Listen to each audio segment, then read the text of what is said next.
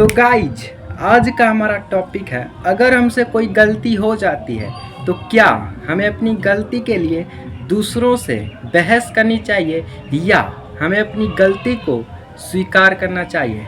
और ये टॉपिक बहुत ही इंटरेस्टिंग होने वाला है।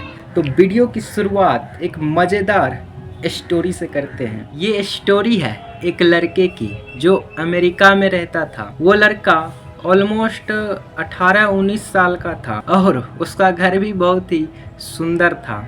उसके घर से 1 मिनट की दूरी पर एक पार्क था जहां लोग टहलने के लिए जाते थे सुबह और शाम। उस पार्क में घूमने के लिए छोटे बच्चे से लेकर बूढ़े लोगों तक घूमने के लिए आते थे, क्योंकि वो पार्क इतना अट्रैक्टिव था ना, फूलों से झूलों से क्या ही बताऊं। और उसी पार्क में एक दिन वो लड़का अपने कुत्ते को घुमाने के लिए ले जाता है।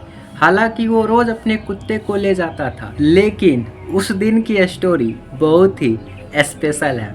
उस दिन उस लड़के की मुलाकात एक पुलिस वाले से हो गई और वो पुलिस वाला उस लड़के को धमकी देने लगा। धमकी क्यों दे रहा है? क्योंकि वो लड़का अपने कुत्ते के मुंह में जावी नहीं लगाया था, जिससे पुलिस को लगा कि ये कुत्ता दूसरों के लिए हानिकारक हो सकता है, दूसरे को काट सकता है, गिलहरी को खा सकता है। इसी कारण से उस पुलिस वाले ने उस लड़के को धमकी दिया, अगर तुमने इस कुत्ते को अगले दिन से मुंह में जावी नहीं लगाया ना तो तुम्हें जेल में डाल दिया जाएगा, नहीं तो तुम्हें फाइन भरना पड़ेगा। उसके बाद वो लड़का डर गया और पुलिस वाले की बात मान लिया और कहा, सर मैं अगले दिन से कुत्ते के मुंह में जावी लगा कर आऊँगा। लेकिन वो लड़का फिर से एक दिन उस पुलिस वाले के साथ टकरा गया।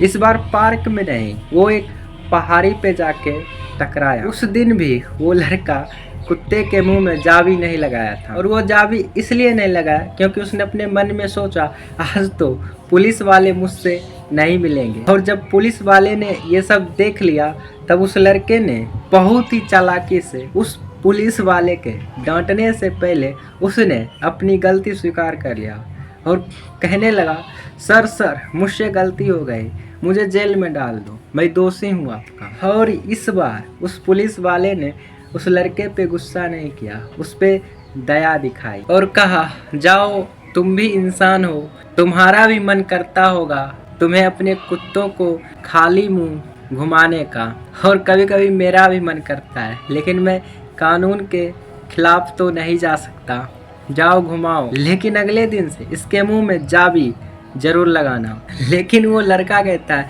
नहीं सर मैंने गलती की है, मुझे सजा दे दो, मुझे सजा दो, मुझे जेल में डाल दो। और वो पुलिस वाला इस बार गुस्सा बिल्कुल भी नहीं हुआ और कहा, तुम मेरे सामने से चले जाओ तुम। उसके बाद वो लड़का खुशी खुशी चले गया। और मैं तुम्हें इस कहानी से क्या समझाना चाहता हूँ कि तुम भी अपनी गलती मान लिया करो। सामने वाले इंसान के डांटने से पहले तुम ही अपने आप को दोषी ठहराने लगो अगर तुम्हारी गलती है तो, नहीं तो तुम मूर्ख और एक बेवकूफ़ इंसान के समान लगोगे।